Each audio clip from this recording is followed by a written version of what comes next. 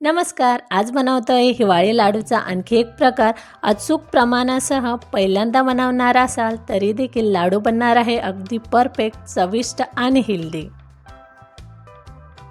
1 kilo गहू मंद आचेवर खरपूस भाजून घ्यायचेत. अर्धा किलो उडदाची डाळ देखील खरपूस भाजून घेतली आहे. त्यानंतर पावशर मेथ्या मिक्सरमध्ये छान बारीक करून घेतल्यात आणि या बारीक केलेल्या मेथीच्या पावडरमध्ये गरम केलेलं तूप टाकून रात्रभर भिजत ठेवलं आहे. याने मेथीचे पौष्टिकता तर वाढते, शिवाय लाडू अतिशय रुचकर आणि टेस्टी बनतात. त्यानंतर इथे ड्रायफ्रूटची तयारी करून घेऊया. ड्रायफ्रूट्समध्ये 1 किलो खोबरं, 1 किलो खारीक, पावशर गोट्याची गोडंबी, पावशर काजू, पावशर बदाम, अळीव आणि डिंक अर्थात तळून नंतर बारीक करून घ्यायचं आहे.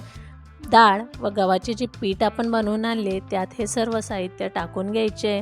बारीक करून घेतलेली ड्रायफ्रूटची पावडर, त्यानंतर बारीक करून घेतलेला डिंक आणि आपण रात्रभर भिजवून घेतलेली मेथी देखील यात टाकून घ्यायची.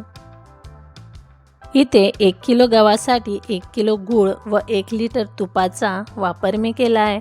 तर तूप आणि गूळ आपल्याला मंद आचेवरती छान व्यवस्थित मेल्ट होईपर्यंत गरम करून घ्यायचे आहे. या मिश्रणात 1 छोटा चमचा सुंठ पावडर देखील टाकतोय.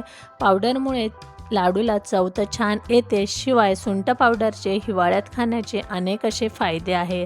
तर इथे गूळ व्यवस्थित मेल्ट होईपर्यंत गॅसवर मी विरघळून घेतला आहे आणि आपल्या तयार पिठामध्ये व्यवस्थित एकजीव करून घ्यायचा.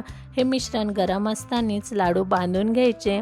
साधारण या प्रमाणात मध्यम आकाराचे 100 लाडू तयार होतात.